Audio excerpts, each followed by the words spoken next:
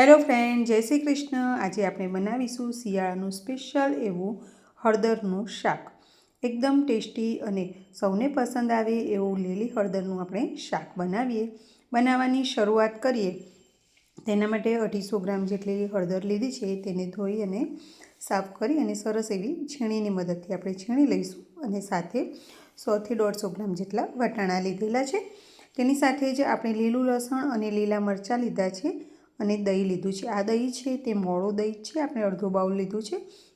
તેમાં થોડું હળદર પાવડર, લાલ મરચું પાવડર અને ધાણા જીરું પાવડર અંદર એડ કરી દઈશું। સાથે તેની અંદર આપણે થોડું મીઠું એડ કરી દઈશું અને આને હવે બરાબર મિક્સ કરી લઈશું। આ જે પેસ્ટ બને છે એ આપણે આ શાકની અંદર એડ કરવાની છે, એટલે આ પહેલેથી જ આપણે બનાવી અને તૈયાર રાખીએ તો શાકનો કલર પણ સરસ આવે છે અને શાક ઝડપી પણ બની જાય છે અને ટેસ્ટી પણ એટલું જ બને છે।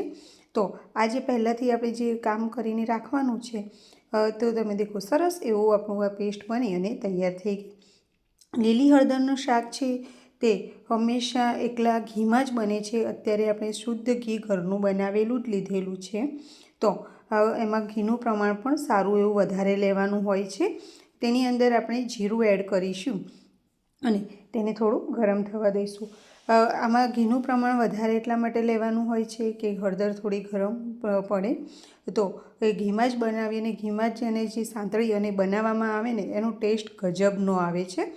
તો ખૂબ જ સરસ રીતે આપણે આ હળદરનું શાક તમને સિમ્પલ રીતે આજે બનાવતા શીખવીશું।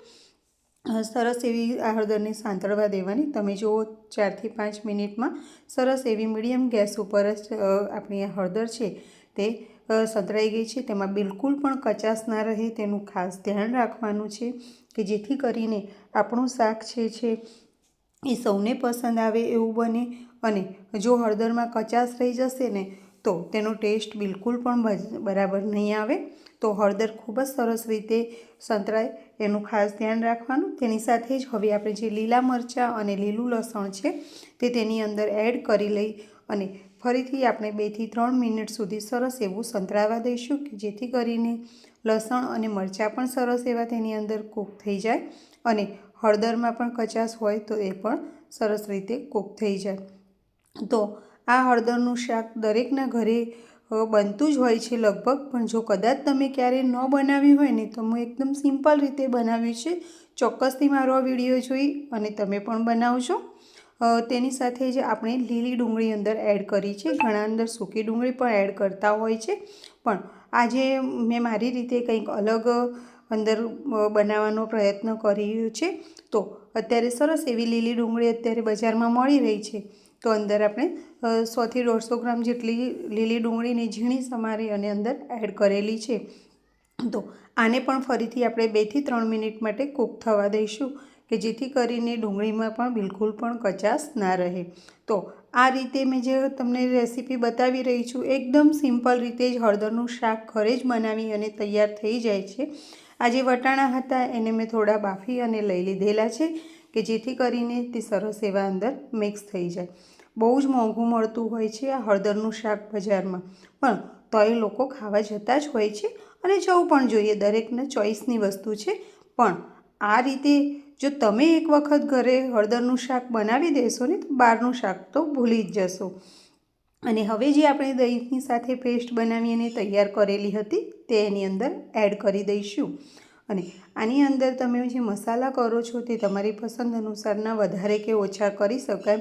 મેં મીડિયમ જ મસાલા કરેલા છે કે જેથી કરીને નાના મોટા સૌને પસંદ આવે। બહુ વધારે પડતું તીખું કે એવું બનાવ્યું નથી અને આમે તીખાશ તમે વધારે નાખશો તો પણ ઘીના કારણે તેની તીખાશ વધારે રહેશે નહીં, પણ બજારમાં જે બને છે ને એના કરતાં પણ ખૂબ જ સરસ અને ટેસ્ટી એવું આ શાક ઘરે બની અને તૈયાર થાય છે ખૂબ જ ઓછા સમયમાં।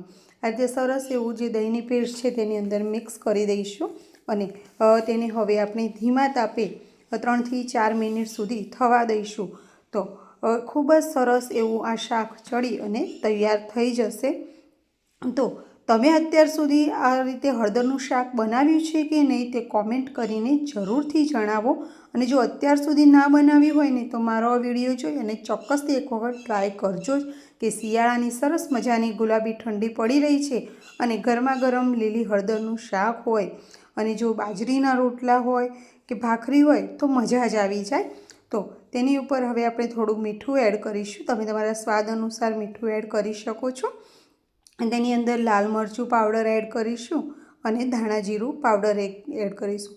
એકદમ સિમ્પલ એવા ઘરના ઓછા જ મસાલાઓમાં સરસ એવું શાક બની અને તૈયાર થઈ જશે.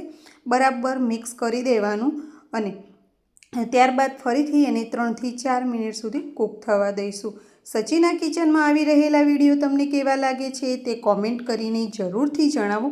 અને મારા વિડીયો જો તમને થોડા પણ ગમતા હોય ને તો તેને લાઈક અને શેર કરવાનું બિલકુલ પણ ના ભૂલતા, જેથી કરીને આવા નવા વિડીયો તમને સૌપ્રથમ જોવા મળે.